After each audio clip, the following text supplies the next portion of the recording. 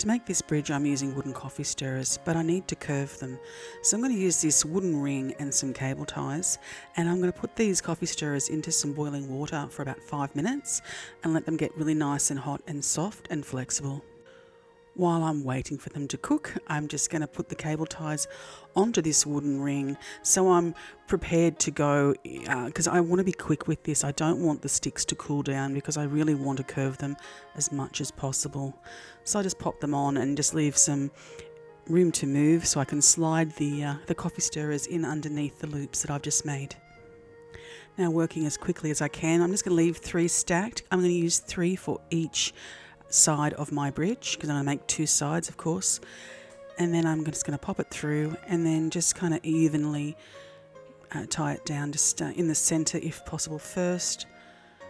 This is my first go at doing something like this, so it's a bit of a shonky film and build, but I got there in the end. Just nice and quickly, just curve. You don't want to go too quick though. You don't want to actually break the wood or splinter it. I'm sure that you could do that if you worked really, really fast and hard on it. So just be gentle, but be quick. If you don't have a ring like this, I don't see why you couldn't use something like a tin can and some twine, or something just circular, and be inventive. As long as you heat the wood up and you can bind it, you can curve it. This is just what I had at hand, so it's what I used. Once it's all nice and snugly tied down evenly, so I get a nice even arc, I'm going to hang it up and leave it for 24 hours so it's really, really dry, so I don't lose any of the curve that I've just put into it.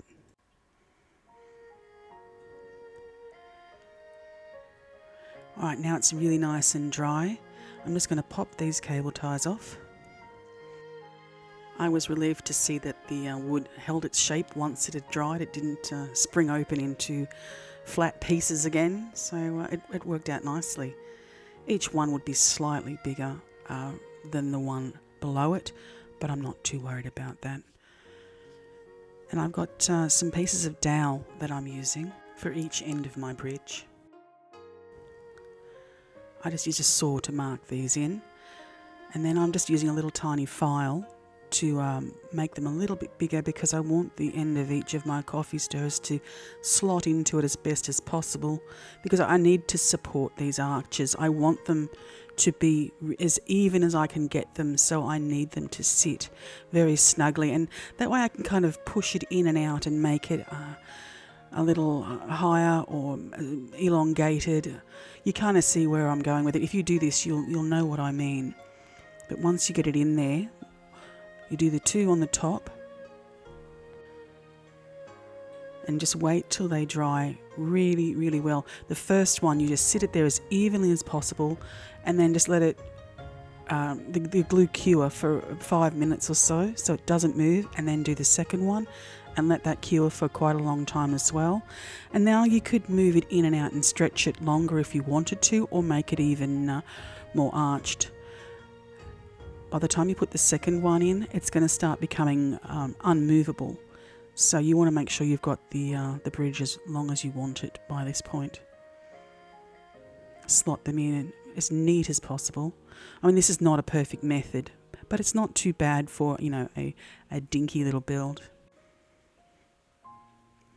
Now this is nice and dry. I can put the third one in as evenly as possible. I really want them to all be the same spacing apart if I can get it that way.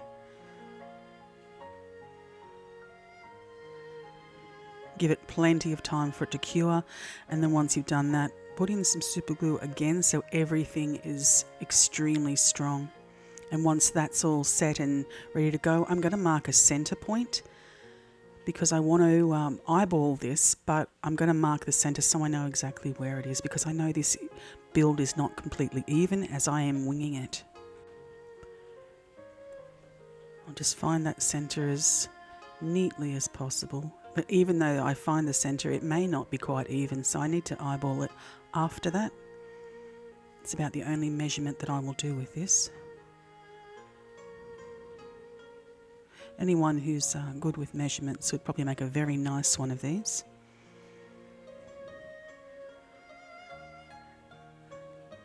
Make sure it's quite visible. Now it's ready to start assembling from the centre going outward. I made this up as I went because, I didn't want to have to put too much effort into it. I just got more coffee stirrers because I thought they would be even, and they're already the same width as the arches of the bridge. I cut it to length. Each one is cut to length because the entire thing is actually really quite uneven. Even though it might be half a mil out, it's still uneven everywhere. So each one cut to fit, slot it in, and now I know exactly where the centre is and I can see that it's even. Drop in some super glue. It's easier to glue these once you've slotted them in. And then I'm going to work my way out with spacing by eye. So I do 2 underneath the top one and then get it glued in. Make sure it's not going to move. It's quite a lengthy process doing this, but it's worth it because it came out so nice. And you can see I've spaced one across from each other and a top in between. Wow, that made no sense, but you can see where I went with it. For my second one, because I wanted to make it as even as possible and as much as like the other one as possible, I just used the first one as a guide and just kept holding it up and making sure it was correct. If you need to, you can just file an angle on these pieces and you'll have to slot them in. As you get closer to the outside, the angle changes, so you may need to custom alter each little piece.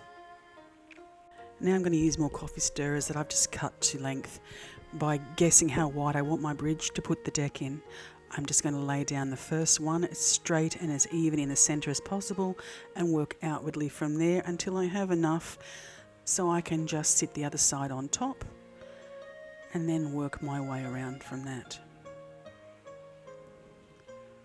3 seem to be a good amount, and evenly place it on that side.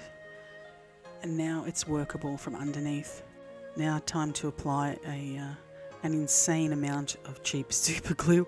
I had a lot of mishaps with it, but it's not a problem. I can work quickly now. I don't need to fiddle around because I know these are all almost exactly the correct length, almost near enough almost, and just lay them all down. This had to be the most satisfying part of this build because it was not only really quick to do, but it just let me feel like I was near the end of it, because this was a little bit of a painstaking thing to do simply because of the symmetry involved. Some beads that I put on the end of pins, they're suitable for the theme, which is meant to be Japanese, but they're also the right size. I'm just going to super glue them down as well. They give a nice little finish. And it stops the dowel looking like exactly what it is, which is a dowel. It takes that away from it. A little tiny bit of sophistication. And that's it, ready to go. I'm going to give it a paint with some black spray paint, one that will go onto plastic because of those little plastic beads.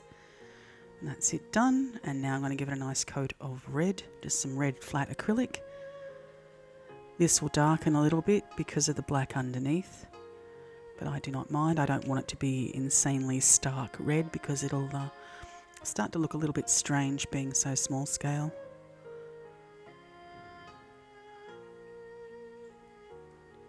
Not too bad. I'm not going to dirty it up or anything like that because I'm going to put it on a clean little diorama.